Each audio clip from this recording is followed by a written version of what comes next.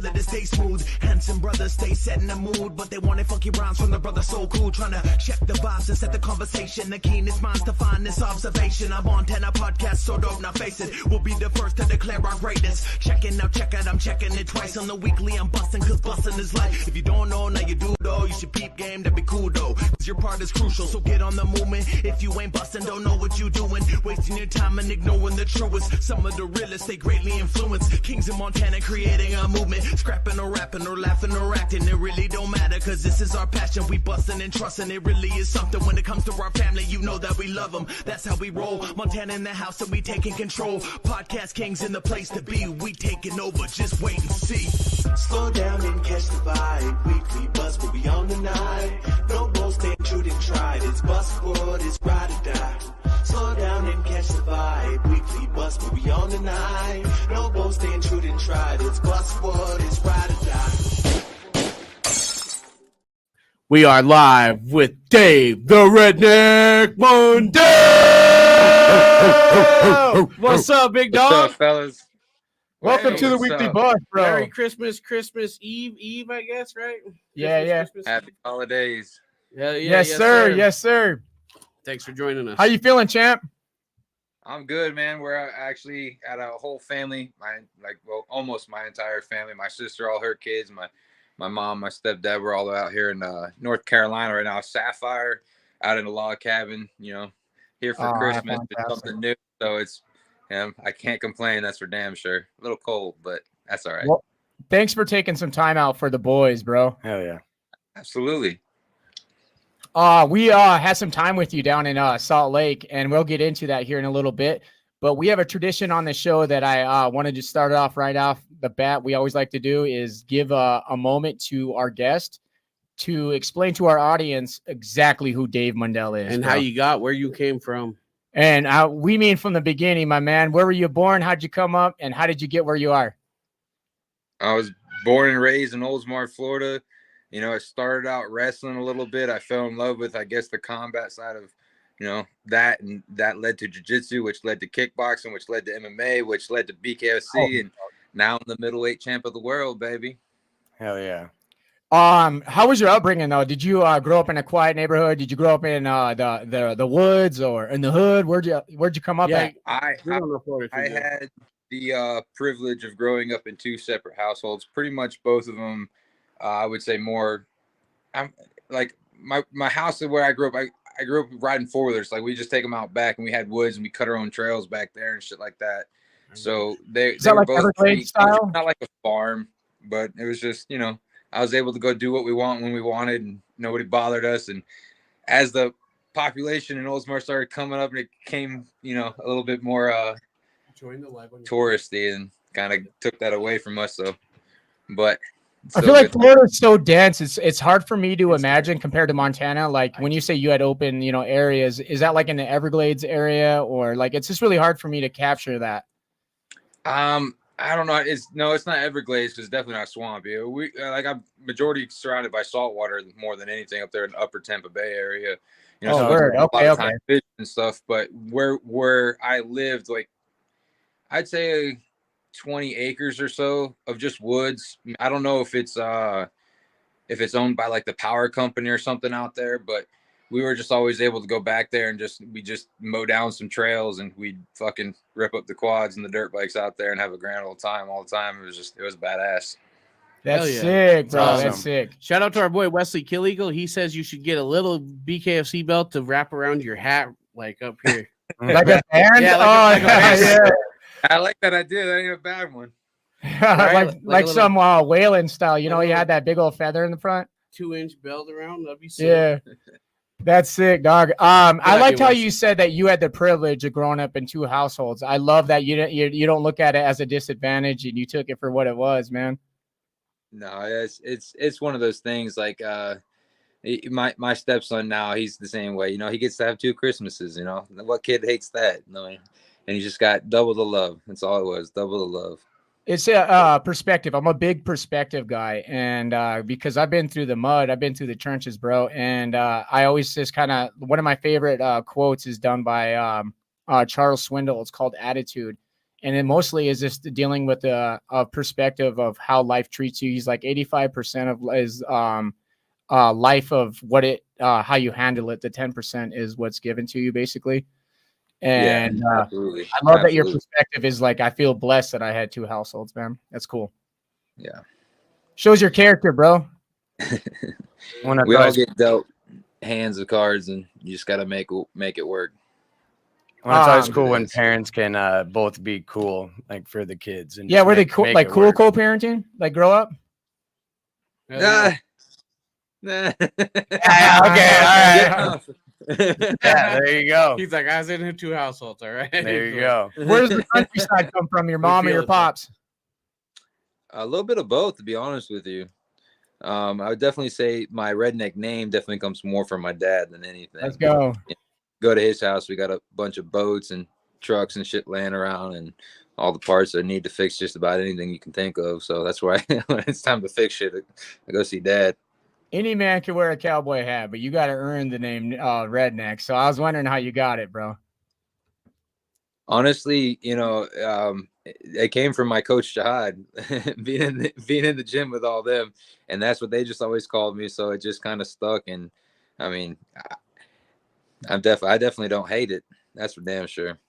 So have you left the area that you grew up in, or are you kind of rooted there? I still work there. Still pretty much, I travel there every day. I do currently live in like Pasco County, which is like Port Richey area. And so I have to drive a little bit to get there, but that's where all my friends are. It's where pretty much everything that I do is still over there. It's just a little bit cheaper housing, bigger housing, for the family. Got family and dogs and a need a yard and all this other shit to go along with it. And sure. So we just follow where we have to. Since you've you have a decorated fight history, you have fought big names throughout your career, man. Now that you're a world champion for bare knuckle, which is fucking so dope in my eyes, it's my favorite combat sport. So you being a world champion in bare knuckle, have you found your hometown like really supportive, and like are you like a superhero there? Yeah, I wouldn't say superhero, but yeah, I mean we're always been kind of close, Oldsmar people in general. We had confrontations amongst us, but nothing crazy. And then so now it's like all my old friends, like when I fight, they're all out there. They're all out there supporting. My buddy Danny, who comes from Oldsmar as well. He's the one who's taken me out hunting lately. And I got my buddy Johnny that I've grown up and rode bikes with since the beginning. He's always coming out and supporting too. So it's just a lot of support coming from there, and they've always been with me. So you're the man, dog. You hit like a fucking train. So have you been with the same gym for throughout your career, and is that where you've learned to throw a fucking heater the way you do? Pretty much. Jihad, so Shift used to be Shift MMA, now it's Shift Combat. I've been with them since pretty much the beginning of my professional MMA career. So, and then Who's Jihad? Who do you keep referencing? Jihad Wingfield, the coach, Suit Man. Hi, there you go. He's your superhero, evidently. No, I don't actually. I'm not a big MMA guy myself. I'm not gonna lie. I'm a big boxing head, and I'm a big so Shift Combat team. We got me, Jared, Crystal Pittman, Brandon Allen. There's just a bunch of us, and Jihad is the one who pretty much he's the head coach of all of us. So. That's where Brandon Allen came from, because now he's all in all in. Well, he's being managed by All In. Oh, but he's still training with boys. Okay. Oh, yeah. I still see him. And again too, like I bounce around to a lot of different gyms, and I meet up with a lot of different people, and I just spread the love, and everyone, like, we just all work together. I feel, and it kind of sometimes it works against me. My coach just says that I'm too nice.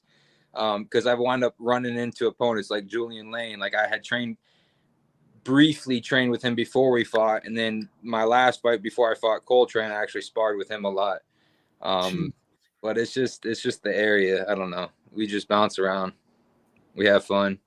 But Shift Combat is my are a fucking dog, bro. I don't think a lot of newcomers or casuals understand that your fucking fight history in bare knuckle is all the way back proven, bro. Go back.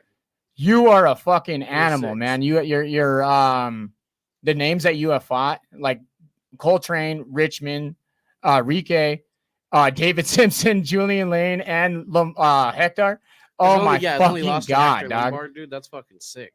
Pound for pound, man. I don't know your ranking in there. I don't know if you know your ranking in pound for pound. Oh, it's right here, number 3. I have a hard time. Fucking insane. I have a hard time like blowing my own head up with shit like that. So when people ask me like if I feel like I'm pound for pound the best, like if I don't honestly feel like it, then like I kind of like, yeah, you know, whatever. But what I can say is I do believe I have the best hands. Definitely in BKFC across the board, easy. Like your diehard nobody else. fans are loud and proud for you, man. They say that nobody's gonna like.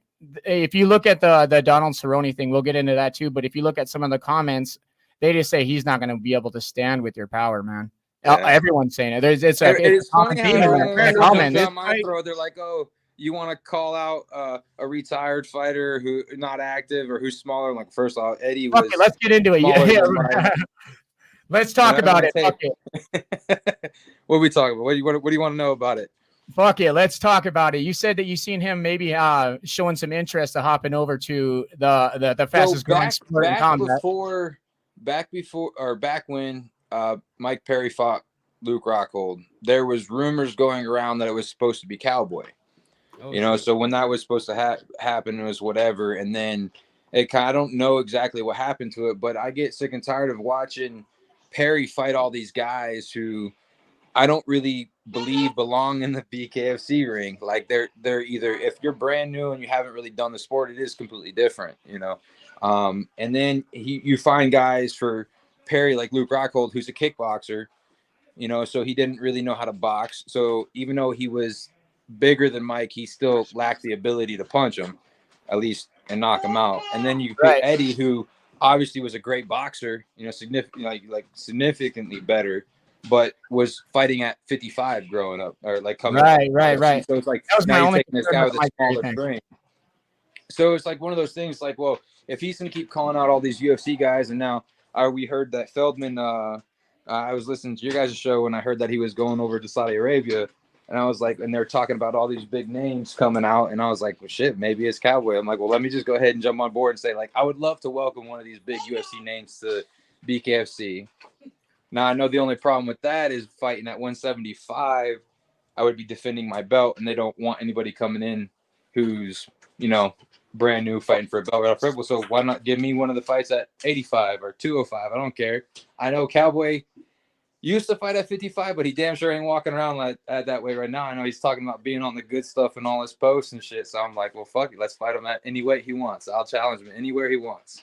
Damn, he don't back down from fights. It's one dude. That's one guy. If you call his fucking name, he answers, man. So I'm just surprised that with, you know, you're going into, you know, this is IG. You're going into almost 1,000 likes on that post. There's a lot of people talking about it in the comments. I'm honestly surprised if he doesn't answer that call or at least respond to it. If you guys want to watch that fight, get this share going, get the likes up. Let's go. Spread the fucking world like wildfire. Let's go. I love the matchup and I love the history. I mean, I love the cowboy hat wearing thing. I like the redneck versus the cowboy. It's a sellable fight. It's a great matchup. But there's a name that is highly in my interest personally that has been talking about leaving his promotion or is currently on the verge of a contract renewal or something, but doesn't sound like he's interested in staying there and has interest going to fucking bare knuckle, is Dustin Poirier. Are you down to fight Dustin? Absolutely. That's a fucking matchup to be made up. I truly believe that if he fight at 55. I think he's at 165, bro. I may be wrong though. That's what I was wondering, how close in weight they could be. I think he used to fight at 55. I think he's taking a fight at 70 in UFC, right? I'm pretty sure. I think Jake's on it right 65, bro. If you guys could get down to 65, so you don't have to defend your belt right away, that'd be fun. Listen, I am a fat kid at heart, so outside of my camps, I eat. I enjoy life. We're out here, you know. Eating food, doing our thing. So me getting to 75 is a lot of work. I walk around about 210, 215, and I cut down, and then I cut a lot of water weight to get down to where I need to be. So with that being said, getting to 65, now hold on a second, because I will not say no. If they called me today, said, Dave, we want you to fight. We want you to fight at this weight. Give me some time to make the weight. Now, I've never missed weight. I will get there. Your guys' fighting styles and striking styles would be so fucking fun to see in a fucking ring, dude, and it would sell so many tickets.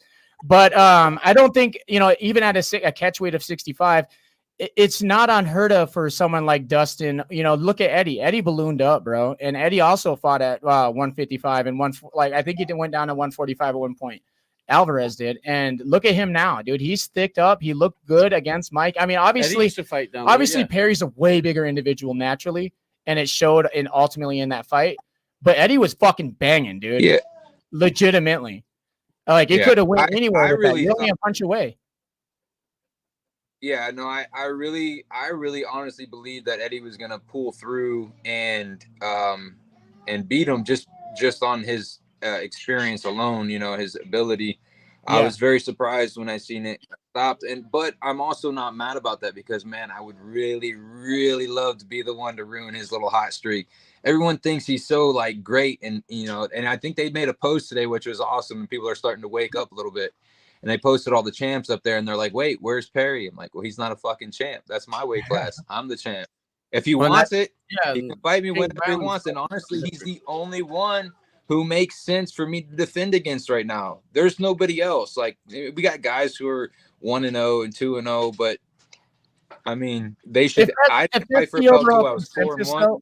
I think David kind of confronted this. I don't know who the fuck asked it. Maybe it was Kyle from Mike and Mish. But when we were at the post presser in Salt Lake, the question did arise, though, would Mike Perry have to hold that belt and defend it? And if that's the case, I mean, that is a championship belt of some sort. And if it's up for grabs, his would response you deny it? No. He said he wouldn't do it. He said maybe he would put it back up for grabs if they did the rematch in Philly. Is that what he said? I couldn't remember, man. It was the only statement on that when he announced that at the press conference, because I was there for that. He did say if it comes. Oh yeah, you were. If it's a non-defendable title, then it's definitely not a championship. Yeah, it's not. It was a way to pump the crowd up and get more views, and I'm all about it, and I'm not hating it. Like, bring him out there, I get it. Mike's done a lot for our sport, but there's one thing that sits right there is that he's not the baddest man. I am, period. And this weight class is mine. If he wants it, he can fight me. Until then, I own him. Well, that's what I liked in the post presser is you called him. I got that whole exchange on there. And, he was, I don't know if he was trying to say that you guys don't have enough. What was he saying? Like clout on. So I like online media presence is what he said. Behind the scenes, we had our boy Jake, man, running fucking questions at the post presser. Well, him and Dave are having words. Dave fucking slid something to our boy and had him ask a question that really set up a really good exchange between Mike Perry and him. And Mike Perry did fucking respond in a fucking he responded in a long fashion. It's funny because he kind of shot himself in the foot there. He wanted to say that I wasn't a big enough draw, and all this other stuff, but he works for a company who pretty much made him. Like, I know he came from the UFC and people knew him from there, but he didn't really blow up to the way he is now until he came to the BKFC. Joe Rogan echoes exactly what you just said, bro. And so he's making stars. And then after all that, this motherfucker, he wanted to go and give my teammate props and says if he was going to fight for a belt, he'd want to fight at 180 fight and fight Jared Warren. Well, that's fine with me too, because Jared knocked his ass out as well. But it's funny that you want to skip me to go up to somewhere which I believe he thinks he could win that fight, which I know he won't. So he's just running. And if people can't see that, then they're just. Well, at the presser, he used the excuse or whatever you want to call it, the reason behind him not being interested in fighting you, which is absolutely bonkers, by the way. That he already beat you twice, he said. Yeah. So we fought once as an amateur and we fought once as a pro, and we were both undefeated going into the pro. Both fights, he won. Obviously he finished me, but he got saved both times by the bell. You can go to the amateur fight. You can still see that. I wish we could find the, shoot us a link when you have time, Dave. Huh? Shoot us a link privately so we can scope it as a group if you have it. You just have to YouTube it, Mike Perry versus David Mundell, and it pops up for MMA, right? But I can't find the pro one. And major differences there. One is the time. Like I've definitely grown since. I've been hungry. I had to keep going. He kind of, tasted some money, and I feel like he's gotten worse. It was MMA, completely different sport. And the second time we fought, I was beating his ass on the feet. he didn't get to me until I actually decided, and I don't even know why. I decided to take him down because like I wanted to hurt this motherfucker. So I went to go like rip a heel hook because I wanted to blow his knee out, and I got what I deserved for that mentality. So I know now I've learned my lesson. I ain't gonna fight angry. But the hands, man, he can't fuck with me. I will beat the shit out of that kid. Like, well, when you made those comments, punches. When you made those comments, I was looking at you and I was observing the exchange, and I didn't see you waver a bit. So I really wanted to bring it up later on life and to hear your side of it, because I wanted to know exactly how you felt about that exact situation, because you were like, fuck that, dude, run it back now. Yeah, dude, I dropped that motherfucker with gloves on. What do you think would happen when I crack him with my knuckles? Fact. I just fuck his ass up. And I don't know when it's gonna happen, but BKFC is gonna get to a point where they don't need his ass no more, or I'm gonna grow to the point to where they'll be like, well, we can do whatever we want now, and I'm gonna get my hands on that kid, and I'm just gonna fucking ragdoll him. I'm gonna walk right through him. And everyone who's hating on me about that shit now is gonna see him there and be like, oh damn. I don't think you had a lot of doubters, man. I think there's a lot of people who doubt the fight will actually manifest. Yeah, because, you know, he seems to be so focused on bigger names. I love that David said in that post presser in Salt Lake, he says, we just need our star guy here, which he was referring to you. He's like, we need you to come out the shell.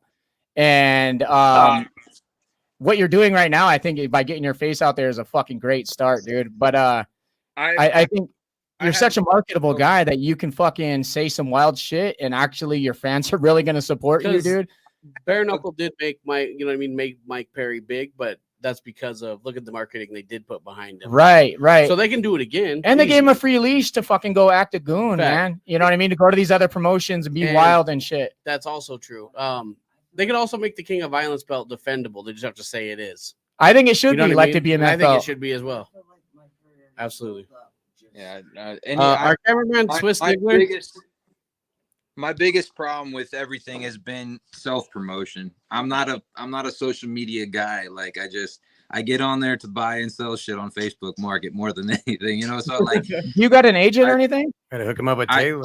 My buddy knows helping me out now. He's look, everything you see that's going on my social media now is because he's been helping me. He's really fucking helping me take it to the next level, and we're gonna just continue to go from him. So with that being said, like.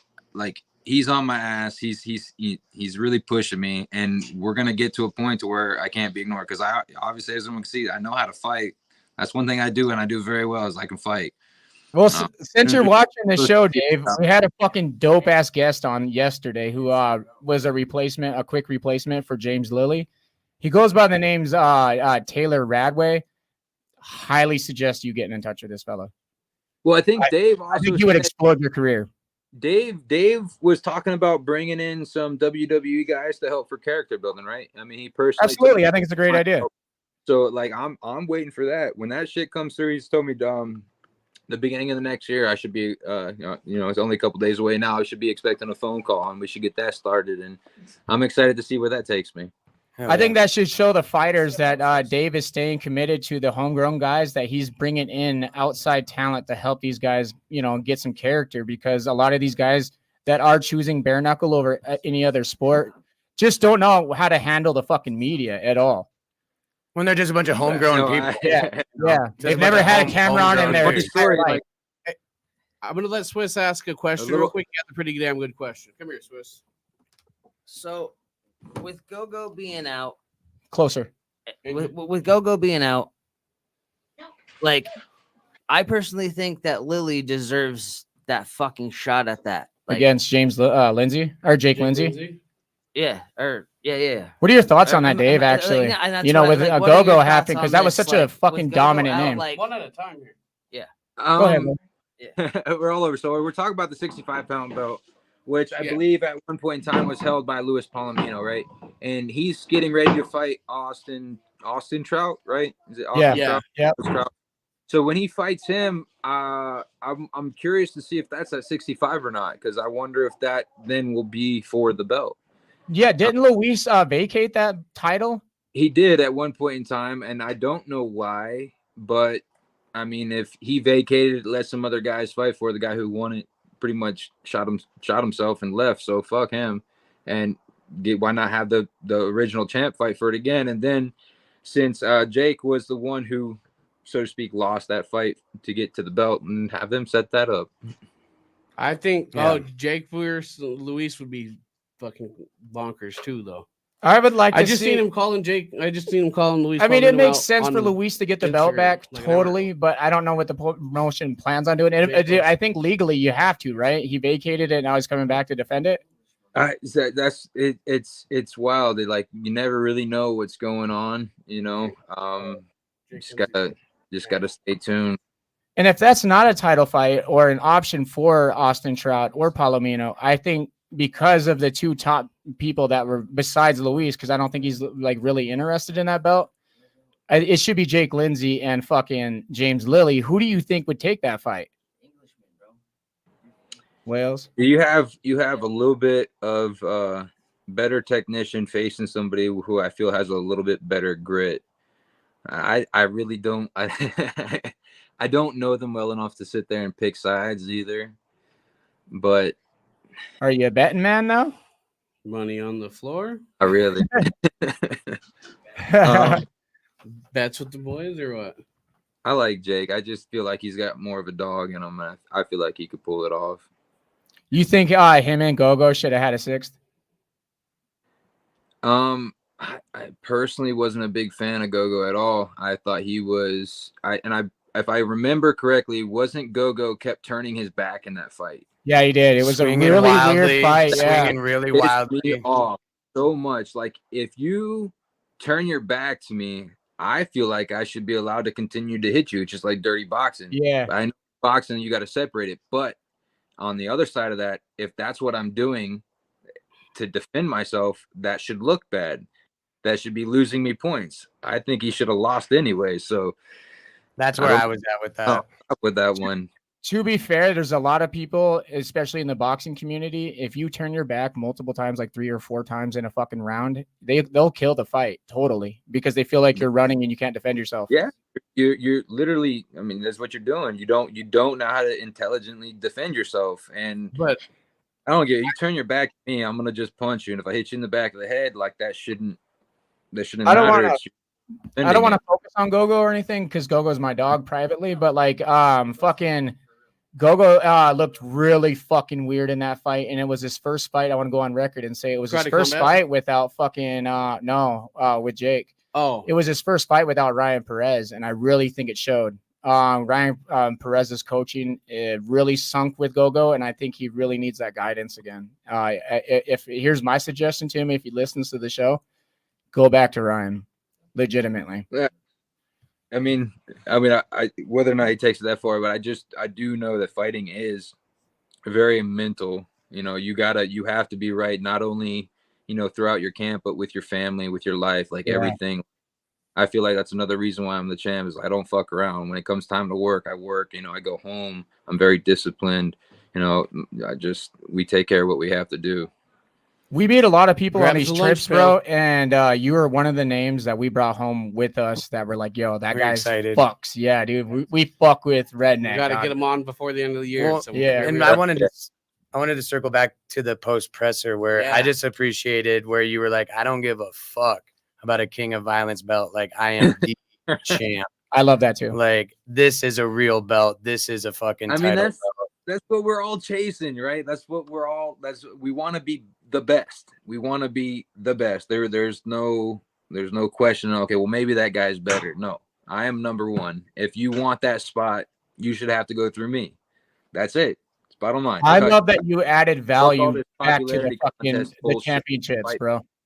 Because James Lilly was just on before you, and he was just talking about this exact topic. He's all like, I hate that the UFC. He's like, I love that UFC guys and whoever are coming over to bring light to the fucking sport. He's like, it's great. He's like, but you cannot fucking forget that you have actual champions. He's all like, if you keep overpaying these UFC stars and not paying your champions, it devalues the belt. It devalues the desire to want to be in your sport.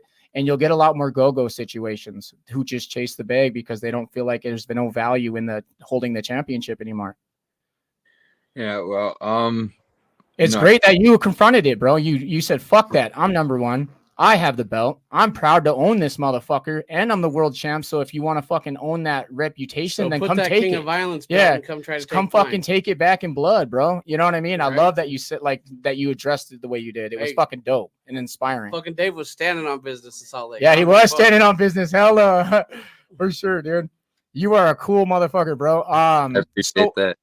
Starting out in your fight career, man, you named off everything from kickboxing to like I think you missed Muay Thai, maybe. That was the only thing. What is your favorite style of combat sports, man? Right now, boxing. I mean, when I first started, it was wrestling because that's where I started. It was my first love, right? But I don't know. And I think a lot of people can relate to this. It's a lot easier to teach a wrestler how to box than a boxer how to wrestle, you know? And so like I said, I've been with Jihad for over 8 years now, I think. And I love it. I love going in there, getting in the lab and just working and always trying to figure out, like, people don't understand how complicated boxing can be. Like, It's all the the most beautiful sport ever, dog. it gets very, very deep, you know. So it's a mind game to me, and I feel like that's one thing that I pride myself on, is being a smart fighter. I'm not the most athletic kid out there. I'm a short, fat, white kid. You know, it's just what it is. But You're a great striker. And I rep, and then I love sparring, and I'm always in there. I'm always working.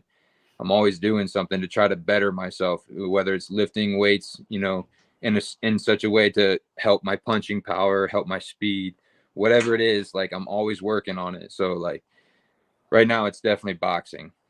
Who's your favorite boxers? Are you looking forward to any boxing matches right now?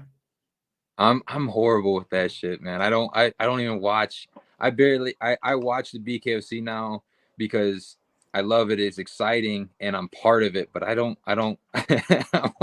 I hear about the shit every time I come back to the gym. They're all talking like, did you watch that fight? I'm like, no. I was at home sleeping. Like, no, I didn't watch it. I work, I do it. That's that. I don't want to watch people box. I want to be the one boxing.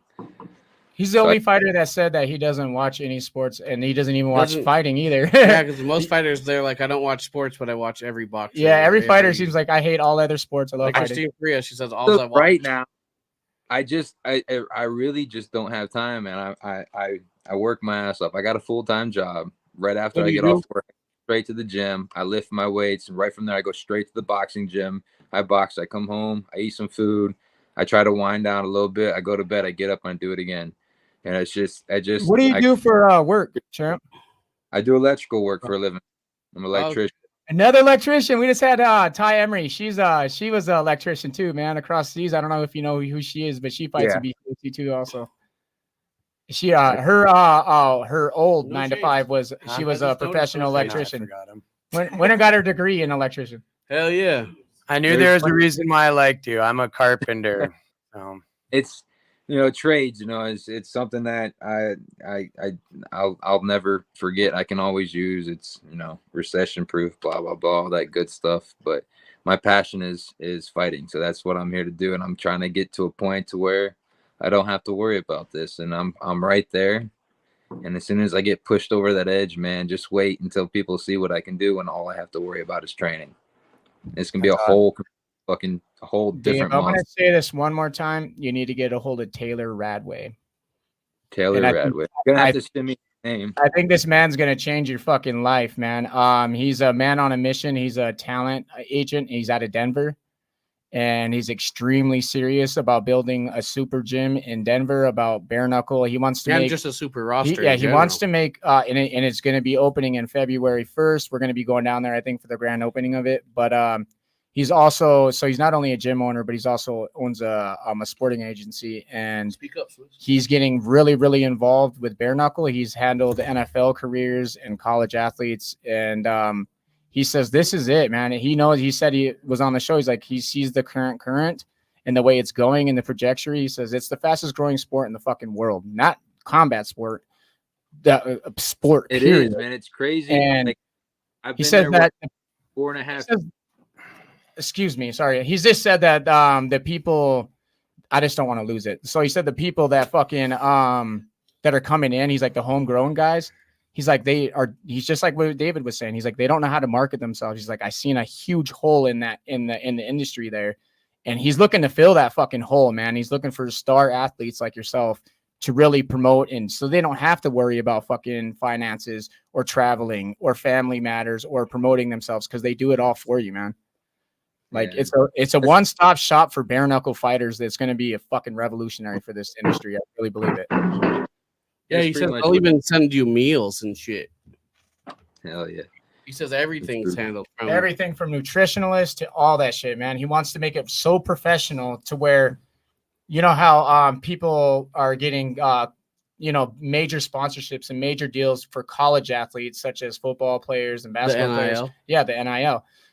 He says he wants to do that as for bare knuckle people, because this is going to be such a massive sport in 10 years that you pioneers are going to be the fucking Chuck Liddells and the Randy fucking I'm blanking right now, Corter and all them guys. You know what I mean?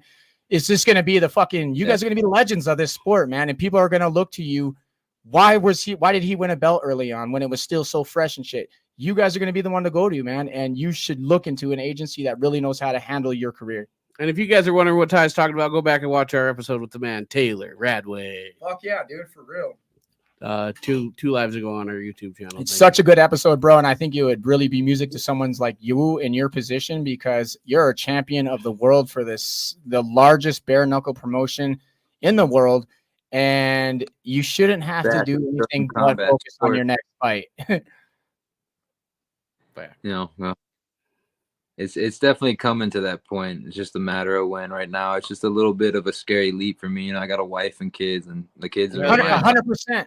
But if you have a man that's lining up sponsorships that will last you the year or till your next fight, that you're talking 30, 40K, I mean, you could probably take a little break off work and focus a lot on your training and into your next event, you know? Absolutely. Something like that would definitely be a fucking game changer for sure. Absolutely, man. And I'm looking forward to your career blossoming, man, because your resume is so fucking thick, dude. It's insane, dude. BKFC is still young, right? It's funny because so how does it feel to be one of the first people with a belt? So Christian's asking, how does it feel basically to be one of the pioneers of the middleweight? One of the first people with the first champions of BKFC. Because BKFC is still young. Kind of, you know, like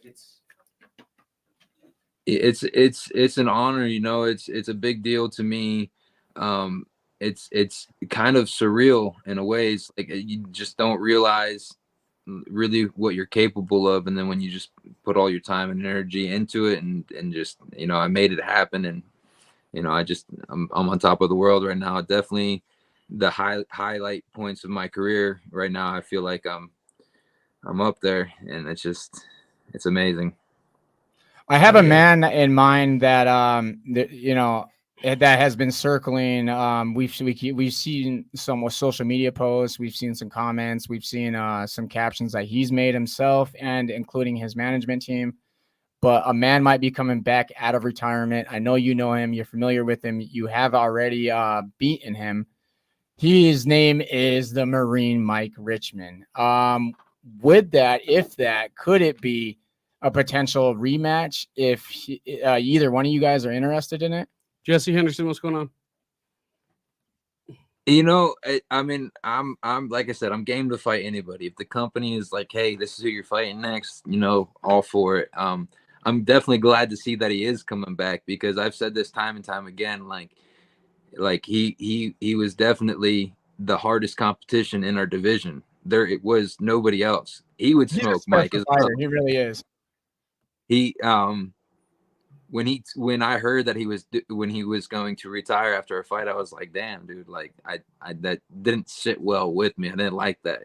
You know, we're all out there. I don't hate any of my opponents, you know, like it's just a sport to me. Like I just want to go out there and we're all trying to make it. So like I just felt like, I don't know, I felt bad about it, but it's just, we fought. It's what it is. It's what I had to do. He would have done the same, so we just move on. But if he comes back, that'll be awesome. I just see the promotion being really excited for his return, and I could highly expect him probably getting into a really top dollar fight. And I know that would be with you, possibly, or maybe run it back with Lorenzo. Who knows? But only when they're going to ready. put him at a top of a list somewhere if he does return. And I would highly expect to be one of you guys. Yeah, he beat Richmond after Lorenzo did. Oh, after. Yeah. Oh, would he consider fighting? Swiss wants to know if you'll fight Jug. Oh man. Absolutely. Man. See, I wasn't gonna open the door for Lorenzo because it seems like you guys had a pretty good relationship off camera and shit. Yeah. So, but again, I'm going right back to this. It's just a business. It's just, if they wanted us to fight each other, I'm not gonna sit there and say no to something. I've had to fight people that I've, been friends with, so to speak. When I took the belt from Ricky, that was a bittersweet time. So when I was able to defend it against Richmond, it made me feel a little bit better than taking it, So long story short, he actually used to train at our gym, and back in the day, obviously he has grown, but so have I. If it ever came down to it,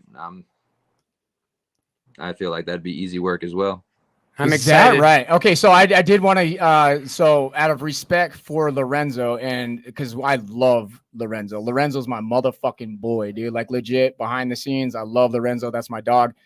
And this, this is traveling into like some uncomfortable turf for me asking it, but like knowing Lorenzo's now style and his fucking proven path as, in my opinion, the number one pound for pound.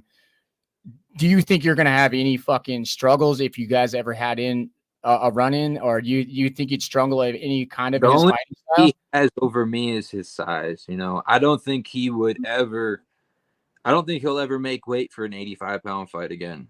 I don't think he'll ever even really try to fight. I don't think he'll entertain it either. That's true. Do you think you would catch we would have to meet if I ever were to fight him, which I think he should really be fighting Jared, Captain Deadpool first before any of this gets into talk. But if I were ever to fight him, it'd be at 205.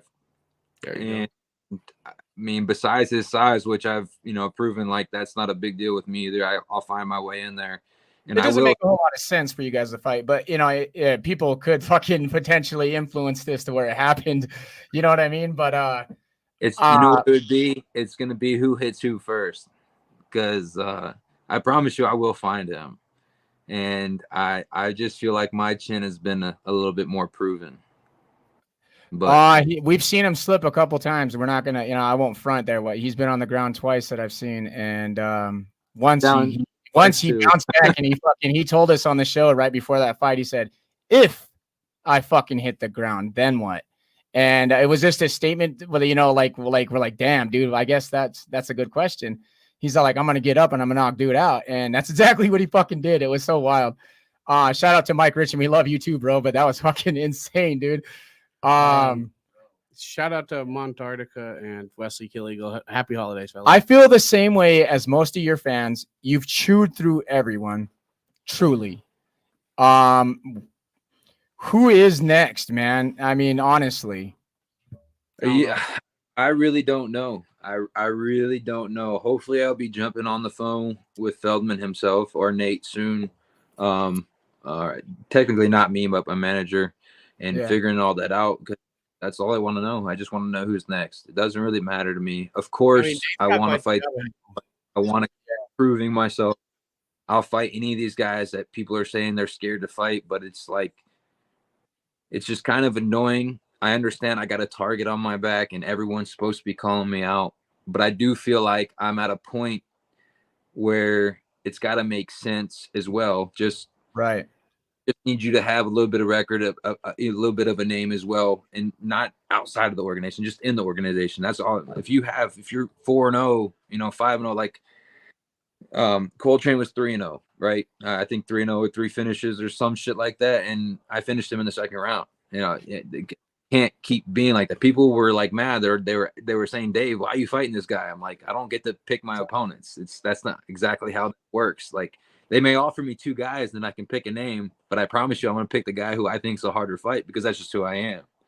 Hell yeah. And I'm excited for this coming year to see you get some tough fights and some high ranking people, if you will, or just like, big time people, because you're 8-1, you've proved, or if defense, or if he wants to move it, whatever he wants to do, just to take a fight. I think that you deserve some of the backing, from BKFC, and to get a couple big ass fights lined up, because you got the record, you've been down with BKFC for a few years now. And it seems kind of crazy that you're having to try and chase some of these big fights. I hope this coming year, they bring some good ones to you that are worth your time. I want to piggyback that, actually, because I think in Dave's situation particularly, and I don't say this about a lot of fighters, but I'm going to say it about Dave, and I'm going to stand on it. I think legitimately people within his range, in weight classes, do not want to fight fucking Dave, dude. They're scared of Dave. And I think that the ones that aren't scared of Dave have their own ambitions elsewhere.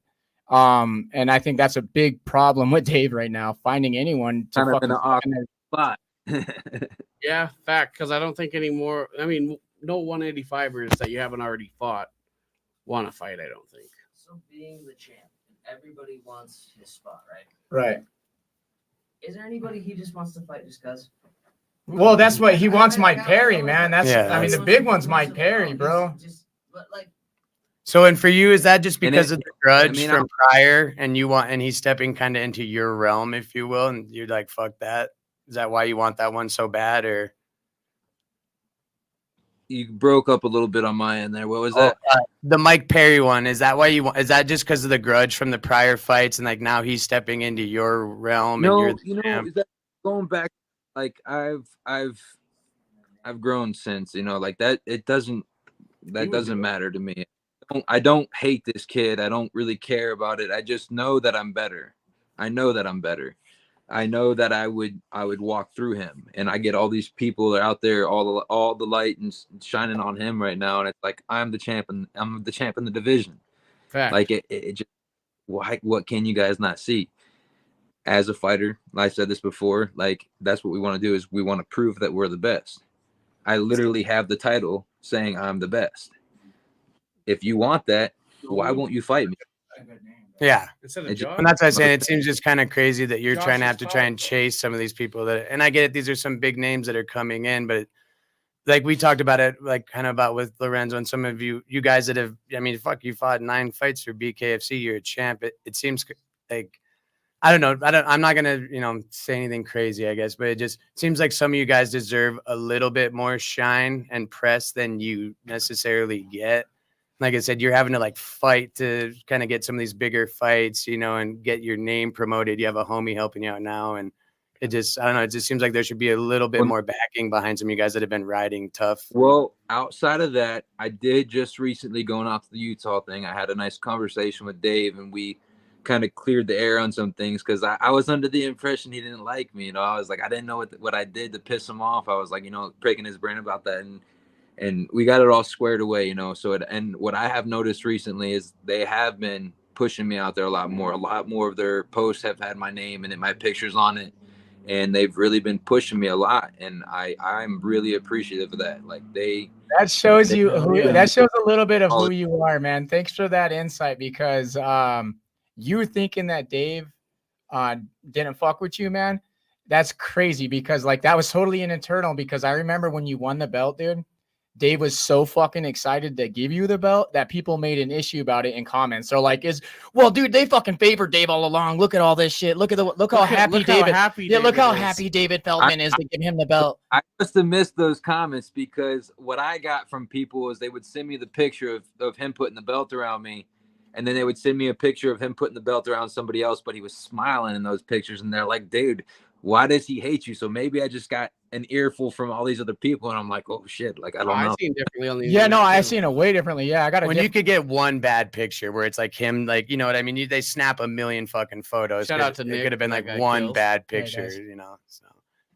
But yeah, I have to retract that a little bit. I'm glad that they're giving you some shine, because you're a fucking banger, dude. And I love that you talk that shit, bro. That's fucking awesome. Okay, so we just pulled up the Knuckle Down rankings. Yeah, this is good. This is good. And there's only 2 names I see that even make sense that you haven't already fought. Go down.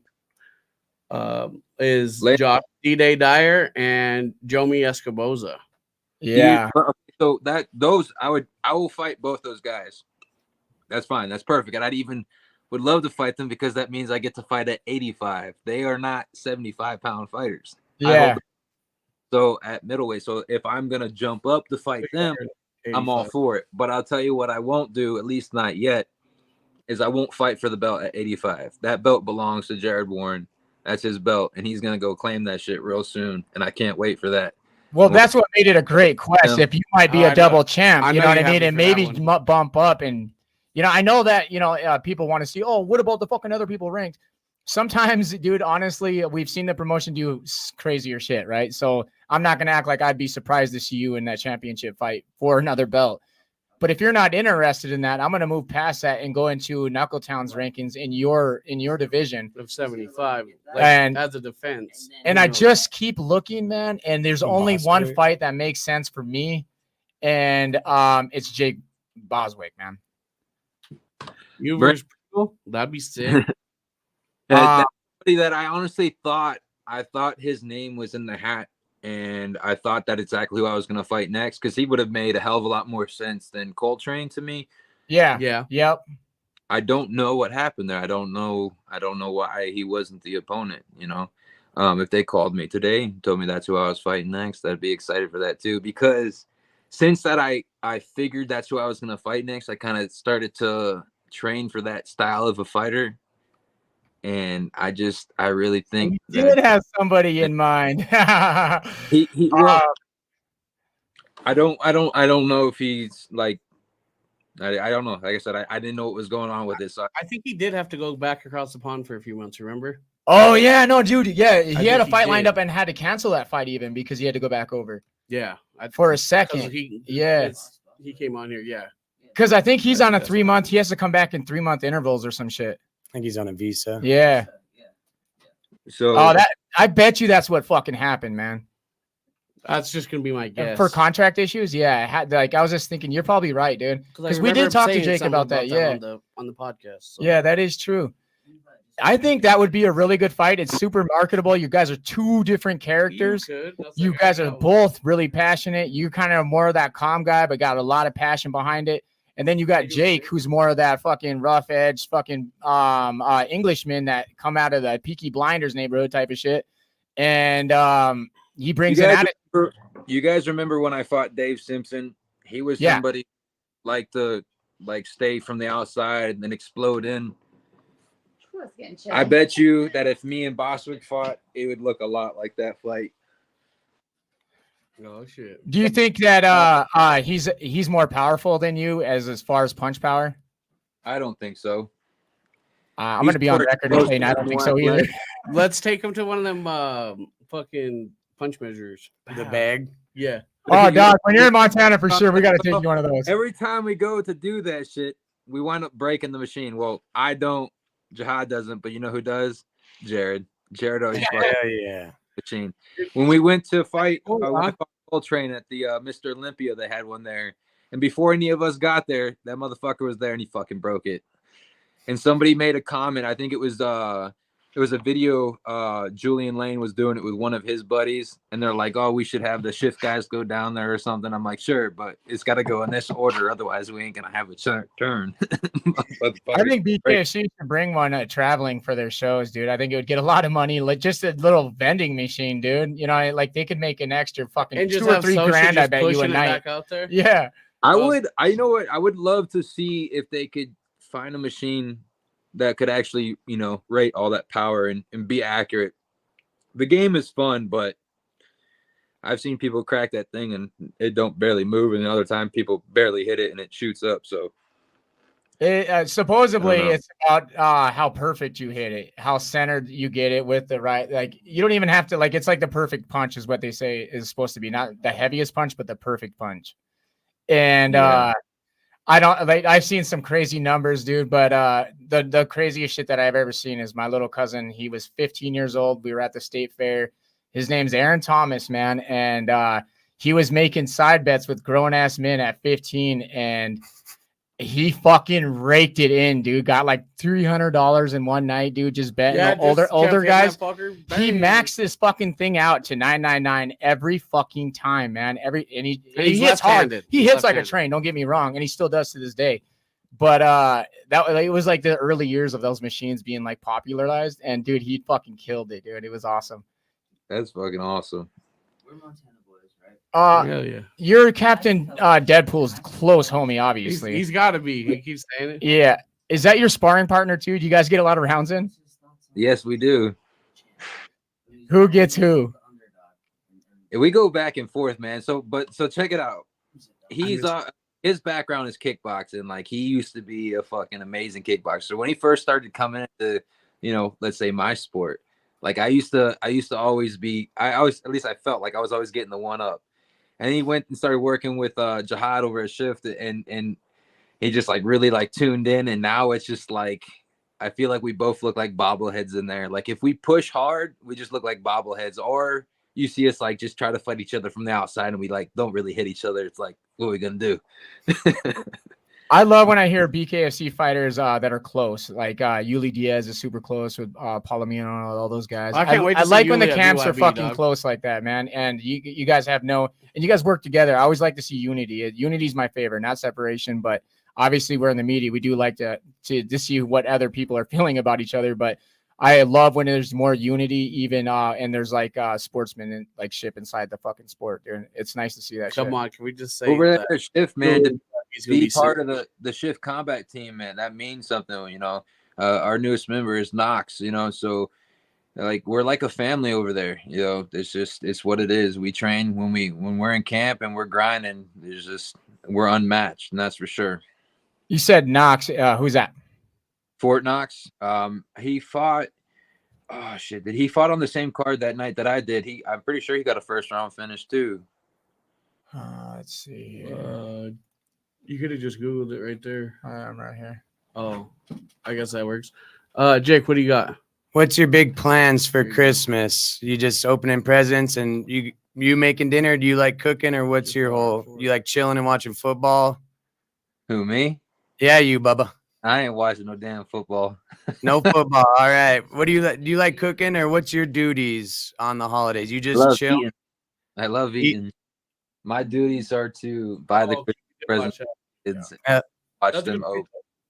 Hell yeah, dude. What's your favorite? What's your favorite thing? Turkey, ham, mashed potatoes. What do you fuck with tough during the holidays? Pecan pie. You're in the I do South. the song. Pumpkin pie. Is we're going for. Dude, I guess Thanksgiving thing. probably the ham more than the turkey, but I eat Same. more ham because I know it's better for you. At least that's what I tell myself as I'm eating all of it. Are you a big guy that like watches your nutrition and your weight since you're in the championship, on Spotlight? When I'm in camp, absolutely. Outside of it, when I'm out here doing, whatever, and I'm just enjoying life with my family, like, I play hard and I work hard as well. So it's just the way it goes. So inside camp, yes, I do. Outside, not so much. Hell yeah. It sounds like your heart is in boxing, and you keep bringing up Shift and shit, and it sounds like that you really love that place. But is that a gym more dedicated to boxing, or are you seeing an influx of shifting towards bare knuckle?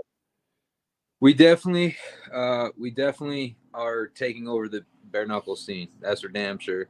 We have some amateurs coming up. It just if I think somebody had actually Jihad himself made the comment about having tryouts held there eventually, and then I'm drawing a blank. One of the people, what is fuck? He dropped our gym's name and said that we were like the best in the world, And I know his name. It's right on the tip of my tongue, and I can't fucking think of it. Is he an analyst? Yes. Ariel Hawani? No. He's for the BKFC. He announces during the fights and stuff. He's one of the commentators. Either Chris Lytle Sean or Wheelock. Sean Wheelock. Chris. Lights out. No. That's a dope compliment coming from Chris, man. Huh? That's a dope compliment coming from Chris. Yeah, Decorated, bro. like he understands like the tutelage we have over there is, like I said, it's untouched. Our team is unmatched. Every single one of us could have a belt. You see that management or that agency that is taking a lot of so that would be another route for you too. Maybe you should talk to All In, since your boy Brandon Allen is like, that crew seems to be doing a lot Not of only Brandon, but they also have Ryan Reaver, and they're doing big things for him. I know they just had hooked up with HD. They're the ones who got him that fight. When fighting over there in Utah for the belt. So like they're doing good things over there. But I'm like one of those people that if it's not broke, don't fix it. Jihad's always had my back since the beginning, and I love him, and he takes care of me, and he knows what I'm capable of. And without splitting too many hairs though, and breaking too much bread for yourself and your loyal team, do you think you could add those guys to like an agency or marketing aspect to your career so you can blossom it? Absolutely. Not even them, just probably. Oh, is that something you're going to end up doing? I want to see more of you, is what I'm trying to say. Yeah. I don't know what the plans are currently. I know we have all different kinds of people coming on board, helping the team out, trying to find sponsors, people who are like that's like their specific job is to go out and they're like hounds trying to get these guys to give us some cash so we can better ourselves. Right. Like you said, train and focus.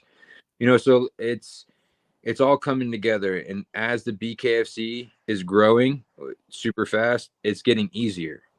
You know what I'm saying? Like we're right there, right? It's just about to get pushed over that edge, and then everything's just gonna blow up from there. And that's what I'm just waiting for. He's gonna switch some shit up. Yeah, I really believe the Saudi in the Middle East, because they're getting really, really big in the compact. Did they relay any information about that? I haven't seen anything. The meeting went really well. It went really well. I hit up David privately. Message, yeah.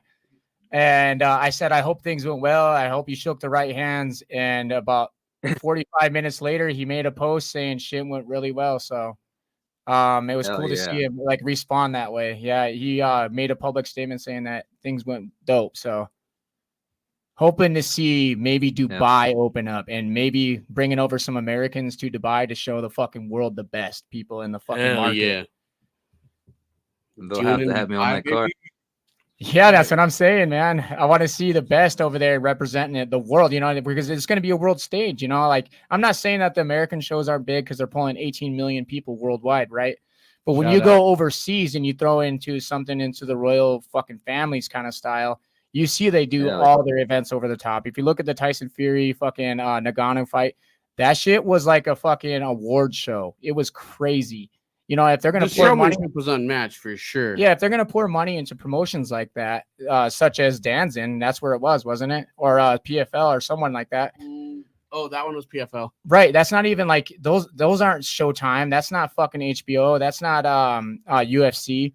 And they did that for that, dude. That was a fucking massive event that turned into a spectators event. It was cool. It was something so different that fighting is going to have to evolve to, because fighting's not just fighting, it's entertainment. Fighters need to remember that you guys are entertainers, man. So that's where the market is you're going to have to find a company that really fucks with redneck people and supports your image, bro. And I think that should be so easy for so many people, because you're so marketable. You're a nice guy. You're humble. You're a good champion. You hold down the fucking the company like a G. Montanans love a good redneck, so we fuck with you. Montanans like real motherfuckers, dude, and that's who he is, man. He's real, dude. Right. Like meeting you face to face was a fucking honor, dude. You're funny as fuck, bro. I've been telling everyone. I was just like, you're cracking me up, dude. We were just having some good combo, and then you got me to fucking ask Feldman about the who he would take, and I didn't think he would actually pick a side. I figured he was smart enough, and he is, to dance around the question and say something witty about it. I was trying to get you to guard.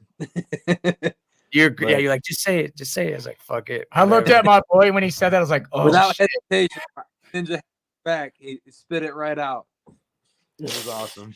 David's a professional, man. He knows what, because we're like I did that to him in Albuquerque. I'm a dickhead. We're the bad boys of the media. Obviously, I think we're the outcasts as well. We're the ones that don't necessarily fit in the media section. And they took us in, and they've helped us grow so much from our early post-fight fucking interviews. We're so we fumble over everything. So When Yeah, Jake shout out did to it, everybody Jake was in the like, "Oh my higher god!" I was ups like, of "Why'd you do BKFC. that, dog?" He's like, Y'all "I are didn't know." dogs. I was like, "Don't It's take like- it to heart." But that was a question you should It's not like have Dave asked. told me to say it. He seemed cool, so I said, "Fuck it." I said, "Well, cool, Dave, go with us out." Yeah, he seems like a G. I'm gonna rep for him. Let's ride. Fucking right. Broncos country. But Grab my book bag. It's in my book bag. Well, Dave, we've had you for a long time. You're chilling with your family. You're in the middle of nowhere. You're at a cabin. I know that you have great things in mind. I just wanted to feed your ear a bunch by maybe looking into someone that their sole purpose and job is to make you the highlight. I think you should really do it because you're super marketable and worth it. And it's going to help to grow everything, including your sport, including yourself. And I think you don't need to work as an electrician no more. And You're a world fucking champion on a major stage, a major platform, and you're the fucking man, Dave. Hell yeah. I love Legit. you guys are pumping me up over here, man. Make me want to get back in the train right now. But you're the shit, man. you're awesome. Appreciate y'all. Hey, and if right now take the time to shout out to your sponsors. Floor is all Yes, sir. yours, boss. Speaking Oh, of other getting side. you money, man, let's get you some money now by Other you side, working hold your on. sponsorships. Sponsors, I want to thank all the BKFC friends and family.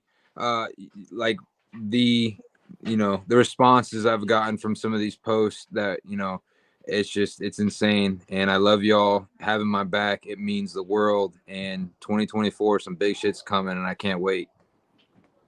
Hell yeah. Jacked. Can we get you on record saying that you're going to come up to Montana and hang out with the boys? Listen, I'm not only going to come to Montana just to hang out. I'm pretty sure I was promised a hunting or maybe a fishing, fly fishing. I'm Some of working on Hey, so we're much about- getting some so guys. it's gonna we'll happen. talk. It's Well, gonna it'll happen. happen. We'll talk a little bit more privately. We didn't get a chance to really cover it, and that's okay. People don't need to know the exact details of shit. But the fishing one, I can for sure make happen. Like I said, the private hunting one is whatever. But I know good places and people that hunt a shitload that they can take us out to public land. That's all I want. I don't want the fancy fucking take me damn near point the gun for me. I want to go out with your boys and do some fucking crazy shit. Right. I can figure that out easily. I just have to I'll have to ask you. I got to look into it because I got to get, for people coming in from out of state to hunt, I have to have certain information in by April. So I'm looking into that currently. When I get that information, I'll send it to you, and then we can figure it out from there. And then we just have to figure out when you'd want to come up. And yeah, we fucking, if you just want to go hunt some private land or some public One land. thing I'm learning about all this hunting shit, dog, like, it's crazy. You have like 3 days here and 2 days over there, and then a whole month this month, and it's hard to keep up. I just got to constantly fucking. I asked my boy E-Step, I'm like, "Oh, can we go? Are we allowed to shoot this? Are we allowed to shoot that?" Like, just take. I'll get all the information for you. I got people that work for Fish and Game and shit, so I can contact them. I do too. And I'll get a bunch of that legwork done for you. We'll get it figured out, and it would be probably November, October, sometime next year, this coming year. So, Dave, we're gonna make a fucking movie from the moment you pull up. From the moment we pick you up at the airport is gonna be fucking a movie, dog. We're gonna make a vlog. Let's so fucking gangster. do it. So much fun, bro. Fun as fuck. Yeah, I'll look into that. And like I said, we can talk a little more privately, and I'll get a bunch of that leg work done, and I'll figure a bunch of shit out, and then we can talk some more about it. So one last topic. You brought it up on our vlog, and I want to get it out of you, and I wanted to hear your feelings between our boy versus your boy, Brandon Allen versus fucking Kai. Listen, what are your man, thoughts? I know Kai has heart. I understand what he's talking about when he's saying he's a wrestler. That's why, I honestly believe that's what has made me in my career coming from wrestling. But you guys got to understand, Brandon hits like a fucking truck. He's hit me harder than anybody. That motherfucker can crack, so, and I'm just tried and true to my team, man. I don't see Kai getting out of it. But we get loyal to the soil. We totally get that. Yeah. But skills, compared to one another, and I'm just going to be real on both sides. Kai is obviously not the striker that Brandon is, or maybe not even the power that Brandon has, but Kai is an extremely smothering, relentless, nonstop fighter. And we have seen Brandon get dropped twice. Yeah. But going back to what we were talking about with our tutelage and boxing and how so many different schemes and stuff, one thing that we do learn to do is control the range. And we know that he wants to run in there and he wants to close the range, close the gap. When you get hit trying to do something and you get hit hard trying to do something, you start thinking twice about doing it again, and it'll slowly fade. And but wasn't that the consensus with Howard Davis? Yeah, he was a boxer, and Howard clipped Kai. If he was going to good money outside and stick in pit, and then ride out. No. Yeah, no. But what I can't attest to is HD's training or who he's training with. And say is if Brandon fights Kai, we're going to be bringing motherfuckers in there that are going to emulate Kai. He's not going to see Kai for the first time on fight night. He's going to see Kai 1,000 times before he fights. Do you think it's fair for Kai to tell what he said to you is that Brandon needs to fight a top 5 opponent first? Absolutely. I mean, I get it. We're all in the same boat. I got guys who are calling me out, right? Who I don't believe deserve a shot, and I'm not going to take anything away from Kai because he surprised the hell out of me at that fight. I didn't give him a fucking chance either. He shocked everybody. His smothering style, it fucking worked. Fucking props, dog. It's a wrestler heart is what it is. But, and I like the kid, but that's my teammate. That's my brother. Little bit of still, man. We respect it. I love it, dude. I love it. I can't wait till we have another conversation on air, but I'm going to stay in touch privately. I think that we got your hunting and fishing shit covered. Well, especially if you don't want a private one. Yeah, I'll figure that shit out. He wants to be in the sticks with the boys with his rifle, bro. I can figure that out. The whole time, man. It's going to be sick as fuck. That'll be easy to figure out. So don't worry about that. Dude, I'm pumped. Yeah, dude, I know a bunch of cool hiking areas around here. And like I said, I got friends that do a fuckload of bow hunting and elk hunting. And we put up cams a couple of years ago. My buddy's dad's got some property out in the Shonkins and shit, not too far from here. And a day after we set up the cams, there's bull elk, fucking mountain lion, fucking moose in there. And just, we'll show you some shit, brother, for sure. Oh, fuck. Oh no, we lost him. No, I think he answered a call. He said, "Oh shit, I got a call." All right, sponsors. All right, with that, Tylen's gonna run some sponsors. Ty, hit one. Thank you for watching Weekly Buzz tonight. This show was brought to you by Control the camera. Halftime Sports Bar and Casino, the best sports bar in all of Great Falls. You heard him, the best, motherfucker. If you're looking for the entertainment mecca for sports, that's the place to be. Also, they have Taco Treat in-house. So if you're looking for some good food while you're drinking and while you're watching your sports, make sure you order a good old corn taco from Taco Treat. Levi, running back. Cheese crisp. Hudson's trash removal. You need something removed? Call our boy. He gets it done timely manner, puts you right at her, and he'll get it removed. If you need snow removal, he also does that too. That boy, Kyle Hudson, you're the man. Hudson's trash number 1 in town. Trash removal. And we're going to let Jake run one. You know who some of my favorite people are is those boys at Beard Wisconsin. Oh, yeah. They keep me looking good. I've dabbled a little bit of this now. I'm getting some stuff shipped in. You boys are the shit. Keep it rolling. We love you out there. With that, I got one. 20 past 4. Your one-stop vape and head shop. 5 locations, maybe soon to be 6. I don't know. More than you. 5 locations, 2 in Great Falls, 1 in Helena, 1 in Billings, 1 in actively Prescott, Arizona, motherfucker. So we worldwide. And Thailand, run one.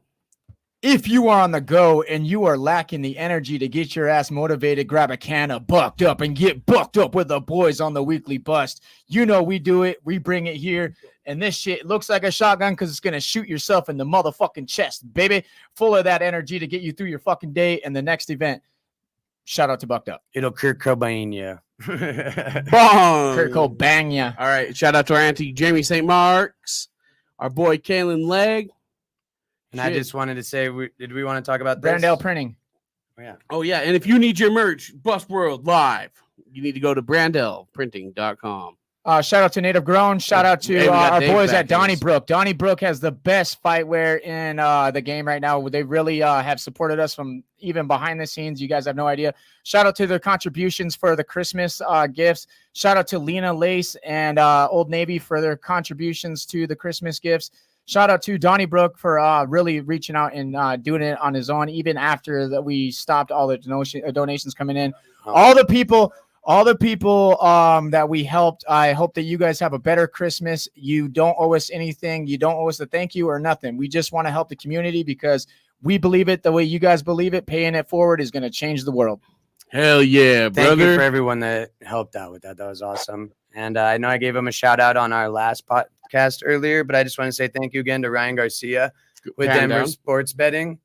He sent me a little treat because I don't drink, but he sent the boys a bottle of fucking absinthe and a nice little congratulation letter because we have some big things coming up. And hopefully we've had a couple of sponsorships reach out to us. So hopefully we're going to land a couple of big ones this coming year. And hopefully you'll see us a lot more to a lot of different events, a lot more local shit too. And just thank you to Ryan, dude. He's a G. He's been helping us kind of behind the scenes, just Denver Sports navigate. Betting, the man. Yeah. Also, shout out to KRTV. Thank you for coming by the studio and running the news. That was a really special moment for the boys.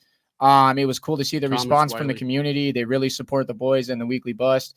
And our ambitions to bring in Montana to the fucking world. We really appreciate your guys' story. It was an awesome story. We got Champ, Dave Mundell. Oh, he's back. Oh, what up, Champ? Yeah. Holy shit. Hey. And make sure Beardsconsin said he's going to get RedNeck some beard snacks. So you know what that means, baby. We got you some gifts coming from our one of our boys that's Beardsconsin, man. He has the best beard oil in the game, man. That could be a potential sponsor for you right there. I have a beard guy. I got my beard people. That's why it's so luscious. Junkie beards. But if he wants to send me something, I'd be more than happy to give him a little shout out, holding test his products, a little review or something. There you go. I'm sorry, fellas. I've been on my phone and GPS all day driving up here, and I should have threw it on the charger before. I was trying to tell my wife to grab it out of the bag, and then when you were like, "We're wrapping it up," I'm like, fuck it, maybe we won't need it. Boom, died. I was like, God damn it.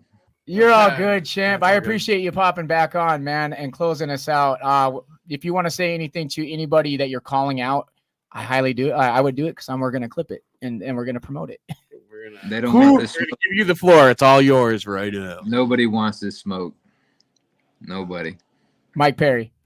Mike Perry's a bitch. Oh shit. Okay. If you have anyone that you were gonna fight, I think we've already talked about it. The one that makes most sense. I really want to see you fight here soon. Maybe Knucklemania would be fucking dope. I want to see the champ in action faster than later, honestly. So if David Feldman's watching the show tonight, get this man a fucking fight, please. Yeah. And go. I'm ready. Why not Philly go hello? And Beardsconsin said check your DMs, by the way. Hell yeah. I definitely will do that.